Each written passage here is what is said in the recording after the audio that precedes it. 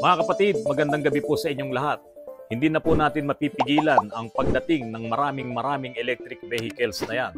Hindi lamang po dito sa Pilipinas, sa ibang bansa, sa US, hanggang sa Europe, ang dami na po nila. Lalong-lalo na itong China. Kakalatan na nila ng mga electric vehicles itong buong mundo kasi yan ang kanilang main na negosyo ngayon pagdating dito sa automotive business. Pero mga kapatid, napakamahal kasi nitong mga electric vehicles na to. At hindi pa talaga subok na subok dito sa Pilipinas. Pangalawa, wala namang mga charging station. Kaya po, kung isang ordinaryong Pilipino ka lang at wala ka namang maraming pera, hindi mo ma-afford na bilhin itong mga electric vehicles na to dahil sa dami rin ng mga kaakibat na problema na bumabalot dito sa industriya ng electric vehicles. Sa ibang bansa nga po sa Canada, merong pangyayari dyan na nagkaroon ng damage yung kanyang battery, nagkaroon ng scratches at dents, yung cover lang ng battery, ng housing ng battery, ganun, nagkaroon yun ng scratches at dents, ay hindi na po niya yun napapalitan ng battery dahil sa sobrang mahal. Pero nung nasira yun at dinala niya doon sa kasa, doon sa dealer, mga kapatid, yung halaga ng battery ay halos 3 milyon kung i-convert natin dito sa pera natin sa Pilipinas. So, hindi na yun na nagkaroon ng positibong pag-uusap dahil sabi ng insurance, hindi na nila babayaran yun dahil nga napakamahal na. Mga kapatid, kapag pinag-uusapan dito sa mga vlogs ko, itong mga electric vehicles, nabibilang ko po yung mga comments, mas marami po yung ayaw at kakaunti lang po yung may gusto. Kasi nga po, dahil nga doon sa mga problemang kaakibat nitong electric vehicle, sabi nga nila, kung bibili tayo ng electric vehicles na yan, saan ka magkakarga? Wala pa nga daw silang nakita mga charging station dyan sa mga kalsada, sa mga highways natin. Tapos naglabasan pa itong mga problema ngayon dyan sa ibang bansa. Dyan sa US, nagkaroon sila ng winter, so yung mga charging station nila doon, nagkasira-sira pa. At yung mga electric vehicles nila doon, hindi nila magamit dahil sobrang lamig doon, nagyayelo talaga, mababa pa sa freezing point na 0 degrees. Siyempre, nagkaroon din ng problema itong mga electric vehicles na to. Kaya nga po, dito sa Pilipinas, talagang pag ito ang pinag-uusapan, itong mga subscribers ko po dito sa channel ko, parang ayaw nilang pag-usapan. Pero mga kapatid, abangan nyo po, may good news tayo dito. So ang isang malaking problema talaga dito sa mga electric vehicles, mga kapatid, kung sakaling yun nga, nakabili ka na niyan, magkano ba ang babayaran mo kapag ikaw ay laging nagkakarga ng iyong battery? Sa mga nakaraang vlogs ko naman, nung ipinakita ko po itong electric vehicle ng Moretti, talaga na mga mura lang naman ang charging. Kaya lang, maliliit na electric vehicle lang to, hindi mo to magagamit talaga kung pupunta ka sa malalayong probinsya. So kung dito lang sa Metro Manila, itong mga Moretti na electric vehicles na to, pasok na pasok po ito na magagamit mo. Kaya lang, siyempre, pagdating sa presyo, kayo na po ang magdidesisyon dyan. Ngayon, minsan isang panahon, mga kapatid, merong isang magaling na Filipino inventor na nakadiskubre, nakaimbento na yung sasakyan mo na gumagamit ng gasolina ay patatakbuhin ng tubig. So kilala niya po yan, ito po yun. Since hydrogen is 14 times lighter than air, it goes immediately to the combustion chamber. So what you do here, you remove this one here. This is the fuel line.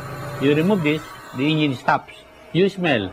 You smell if there is fuel. If you, Is this water? yeah, no, you smell it. If there is gasoline. Oh. Look at how I'm making. Oh, so you start. You see, without this, it won't start. Now you put this one here. So the water runs. No, they say that maybe there is gasoline hidden there. You cannot mix hydrogen with gasoline. Marami ang namangha dito sa imbensyon ni Daniel Dingel. Talagang sumikat naman siya noong mga panahong yon. Yun nga lang, mga kapatid, sa tindi ng mga problema na kaakibat nitong kanyang imbensyon ay nabawasan ang mga sumusuporta sa kanya at hindi niya naipagpatuloy na ma-develop pa itong imbensyon na to hanggang siya ay nagkaroon ng mas mabigat na problema at yun nga na maalam na po itong kababayan natin na si Daniel Dingel. Kasi po mga kapatid, kapag po ikaw ay may imbensyon, hindi po basta maipakita mo lang na yun, tulad nun, gumana yung sasakyan na nilagyan niya lamang ng tubig, yung isang kanister doon, at yung, kung ano man yung gas na napuproduce niya, no, ay hindi naman niya yan halos na elaborate at naipakita talaga. Yun, ang nangyari, nawala na po itong kababayan natin, si Daniel Dingel, kaya hindi na po naituloy itong kanyang imbensyon na ito. I started this invention way back 1968. It's already about 30 years ago. and I still keep improving it and improving it, because in any invention, there is always room for improvement. So nagpatuloy itong teknolohiya na ito. Nitong mga nakaraang panahon ay may nakikita na po kayo na mga sasakyan na pinapaandar din nitong hydrogen. Maraming mga automotive manufacturers ang ayaw nga pong mawala itong mga internal combustion engine. Dahil ayon nga po dito sa Clean Air Act ng United States, pati itong climate change na sabi nila pagdating ng panahon, aalisin na raw po lahat itong mga internal combustion engine na gumagamit nitong mga fossil fuels na gasolina at diesel, aalisin na raw yan. Pero itong mga kumpanya na ayaw pong mawala yan, kasama na dyan ang Toyota, ang Honda, ang Hyundai, ang Land Rover, nagpatuloy sila na dagdagan pa yung kanilang pag-aaral at makagawa sila ng mga internal combustion engine na patatakbuhin nitong hydrogen. Hydrogen IC engine simplifies the hardware, as it is essentially the good old combustion engine that has been converted to run on hydrogen. Existing engines can be adapted to use hydrogen instead of petrol or diesel by changing some components, such as the fuel delivery system and spark plugs. Ang Toyota, ang Land Rover, ang BMW, ang Honda, ang Hyundai at marami pang iba na mga automotive manufacturer ay gumagawa po ng mga sasakyan ngayon na pinapaandar ng hydrogen. Ito nga po yung hydrogen fuel cell electric vehicle. So electric vehicle din to. Meron siya yung talagang kailangan niya lang na batteries. Pero ang nagpapatakbo po dito itong hydrogen. So sabi nga, tubig lang. Parang katulad pa rin ito nung imbensyon. Doon nagsimula sa imbensyon ni Mr. Daniel Dingel. Yun nga lang ito, kumpleto na. Talagang napag-aralan na. Pero ang Toyota, meron din po siyang ginawa kasama ang BMW na hydrogen-powered talaga. Itong kanilang tinesting diyan sa Fuji Racetrack, yung kanilang Yaris, at pati ang BMW, meron din po siyang hydrogen-powered na sasakyan. Dumami pa po ng dumami itong mga kanilang mga ginagawa dahil nga po ayaw nilang mawala itong mga sasakyan natin na maingay.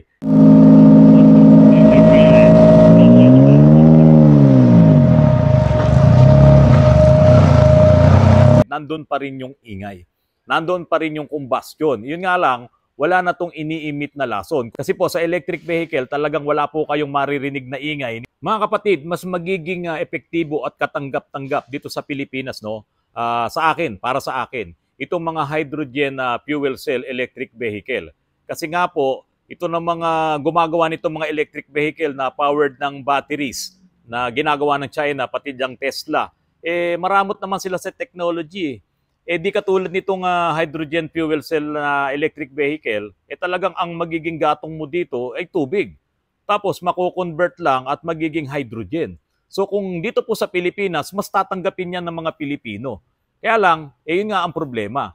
Itong si Mr. Daniel Dingel, hindi naman niya naipamahagi yung kanyang kaalaman. Naglalaban ngayon itong mga electric vehicle na gawa ng China at ito namang mga hydrogen fuel cell. May mga chismis, mga kapatid. Chismis lang po ito ha. Yun daw pong kaalaman or yung imbensyon ni Mr. Daniel Dingel ay kinuha daw po ito ng ibang bansa. Ngayon mga kapatid, ito po ang good news. We are confident people will benefit from the many advantages of using hydrogen energy. Itong Toyota at ang Chiyoda ay magmamass produce po nitong mga electrolyzer machine na makakagawa ng hydrogen. Ibebenta nila yung technology, pati yung planta, lahat-lahat ibebenta nila, hindi lamang doon sa kanilang lugar, sa kanilang bansa, maging sa ibang bansa, para makapag-produce nga po ng hydrogen, fuel cell, at mga fuel stocks. Yan, kasama na doon yung hydrogen gas. Ipuproduce yan nitong mga makina na to na ibebenta ng Toyota at ng Chiyoda. So ang mga equipment po na to ay compatible doon sa mga sasakyan na ginawa po ng Toyota, lalong-lalo na nitong Mirai. So yung mga fuel stocks at mga fuel cells, kasama na rin ng technology na ito na ibebenta ng Toyota sa kung sino mang mga bansa ang gustong tanggapin itong teknolohiya na ito na makapag-produce po ng hydrogen. Kaya po, kung halimbawa dito sa Pilipinas, mayroong gustong mag-grab ng opportunity na to, na bilhin nila itong electrolyzer machine na to, ay makakapag-produce na po siya ng hydrogen dito sa Pilipinas. So kung mapapansin nyo po, ito yung technique ngayon ng Toyota. Kasi itong mga electric vehicles na pinroduce ng China, pati dyan sa US, yung mga nagpo-produce dyan, yung mga manufacturer dyan, inuna nilang i-produce yung mga kotse pero wala naman silang mga ibinebentang baterya. So itong mga ibang manufacturers na nag-grab din, nag-produce din sila ng mga electric vehicles na yan, bumibili lang sila ng baterya dyan kay CATL, bumibili lang sila ng baterya dyan kay BYD, pati si Tesla, ganun din naman eh. Yung mga baterya niya galing din dyan. So ngayon, nagkaroon ng problema, kaya nagmahal po itong mga electric vehicles na to dahil dyan sa limitations pagdating po sa baterya. Kaya po yan ay nagmahal. Ngayon, itong style ng Toyota, ibebenta nila itong technology para makabuo ka ng sarili mong electrolyzer machine para makakapag-produce ka ng maraming mga hydrogen. At siyempre, dahil sa ibebenta nila, ipapackage nila yung technology na yon, kasama na dyan yung mga fuel cells, kasama na lahat dyan yung mga fuel stocks, pati kung ano-ano man, yung mga kailangan dyan para pakinabangan mo kasi binili mo eh. So ang mangyayari dito sa Pilipinas, kung maraming mga gasoline station or yung mga may-ari nitong mga gasoline stations na yan, igagrab nila yung opportunity na to, yung electrolyzer machine, may sukat sila, eto, hindi naman ganun kalaki. Pero siyempre, kung bibili ka nung mas malaki, mas mabilis ka makakaproduce ng hydrogen. Sa ilang oras lang, makakapag-produce ka ng hydrogen. Galing sa tubig yun. Kapag ibinenta ng Japan yung technology na to, magsusunuran na rin dyan, pati yung mga tangke niyan. Kaya nga darating ang panahon eh, bibili ka na lang ng hydrogen para kang bumibili ng LPG. Meron na pong ganyan na technology, lalong-lalo na dyan sa Germany, ipinapalit na lang nila yung tangke doon sa kanilang mga ginawang mga sasakyan. Ang alam ko po, BMW yun. Ngayon mga kapatid, kung ganun po ang mangyayari, syempre, uunahin ngayon dito sa Pilipinas itong mga refueling station ng hydrogen. Dahil halimbawa, bumili na si ganito, si Mayaman. Ito pang isang kapitalista, bumili rin. Nilagay naman sa Mindanao, nilagay sa Bulacan, nilagay sa Visayas. Ngayon, ito na ngayon. Magdaratingan ngayon itong mga sasakyan na gawa ng Toyota, ng Hyundai, ng Honda, ng BMW. So lahat yan, Land Rover. Kung sino yung mas maraming mga electrolyzer na nakakapag-produce ng hydrogen, syempre, mas marami din yung mga sasakyan na magdadatingan dyan. So hindi na yan magiging mahal, katulad nitong mga electric vehicles na masyadong limitado yung kanilang mga charging station. Di po ba? Dito sa Pilipinas, sige nga, bilangan nyo yung may mga charging stations dito. So napakaganda po nitong gagawin ng Japan na kung meron pong mga kapitalista or mga negosyante na magagrab nitong mga ibebenta ng hapon na to ng mga electrolyzer machines dito sa Pilipinas, hindi lang naman to magagamit sa mga kotse lang, sa mga four wheels or dun sa mga malalaking sasakyan. We believe hydrogen is a viable option to help us achieve a carbon-neutral society and realize a bright future. We envision hydrogen evolving into a familiar, broadly used form of energy. For this vision, we have developed the portable hydrogen cartridge. We will help seamlessly integrate hydrogen into modern lifestyles. Pati po sa ating power generation, sa bahay mo, sa community mo, magagamit mo po itong electrolyzer na to. Halimbawa, meron ka nga mapuproduce na hydrogen, ikakabit mo doon sa mga bibilin mong mga fuel stocks diyan din sa Toyota or sa Chiyoda. Siyempre, magdadatingan dito lahat yan kapag bumili ka ng electrolyzer machines Kasi saan mo ba gagamitin yan kung hindi magdadatingan? At Toyota Woven City, hydrogen will be packed in convenient cartridges and transported to residents. The versatility of the portable hydrogen cartridge allows hydrogen energy to be used for various applications. Portable hydrogen cartridges can be easily transported to wherever they are needed and can provide uninterrupted energy. Makakapag-generate ka ng power nang hindi ka na gagamit ng kuryente ni Meralco. Mababawasan ngayon yung mga kinukonsumo natin na mga power na galing dyan sa fossil fuels, galing dyan sa coal power plant. At ito po talaga malinis na hydrogen na mapuproduce mo. Kung matutuloy po ito, napakalaking opportunity po nito sa Pilipinas dahil ang Pilipinas ay napapaligiran po tayo, napapalibutan tayo ng tubig. Isla po tayo. Napakaraming tubig po dito na magagamit natin para makapag-produce po tayo ng hydrogen.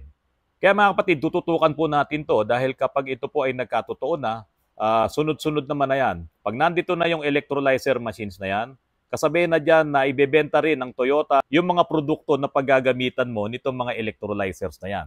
At kasama na nga po dyan, syempre unang-una na itong mga sasakyan. And then, yung mga pwede mo pang paggamitan nitong mga hydrogen. gawang Japan ito at siguradong tatangkilikin po yan ng Pilipinas kapag po yan ay nakarating dito sa atin. Kaya dapat itong gobyerno natin, sana makita rin nila itong opportunity na to na makapag-produce tayo ng maraming mga electrolyzers na makakagawa ng hydrogen. Ito mga kapatid, tignan nyo po bakit natin kailangan tangkilikin to? Kasi mga kapatid, ito po itong Japan, kilalang kilala yan na pinakamagaling pagdating sa electronics nung araw. Lalong-lalo na kilala din sila sa mga sasakyan. Itong Toyota. Kahit na ano pa yung mga nangyaring problema ng Toyota dito sa mga nakaraan, no? Binabatbat sila ng maraming recalls at maraming problema. Sila pa rin ang leading pagdating sa automotive business. Ngayon, ayaw nilang pumayag na mawala itong mga internal combustion engine. Ayaw nilang maging PP yung mga sasakyan natin. Kailangan nilang meron pa rin vroom, vroom, vroom, vroom. So ito nga po. Kaya itutuloy pa rin nila itong mga internal combustion engine na ginagamitan po ng hydrogen gas. So kung meron po dito sa Pilipinas na magpuproduce ng hydrogen galing dyan sa mga electrolyzer machines na ibebenta ng Japan, hindi po nakakapagtaka na magdaratingan ngayon dito sa Pilipinas ang maraming mga internal combustion engine na powered ng hydrogen at ng mga hydrogen fuel cell electric vehicle. So wala nang baterya na malalaki yun na mga mamahalin. Ang gatong mo doon, ang fuel mo doon ay tubig lang. Mga kapatid, tangkilikin natin to dahil ang tubig nandyan lang. Kesa naman doon sa battery na hindi naman natin kayang gawin at ibinebenta pa nung nambubuli sa atin. Dahil kung darating na po dito sa Pilipinas itong electrolyzer machine na ibebenta ng Toyota at ng Chiyoda, mga kapatid, kayang-kaya na po nating mag-produce din ng iba pang mga sasakyan na napapatakbo nitong hydrogen. Kaya po mga kapatid, magandang gabi po sa inyong lahat. Maraming salamat po.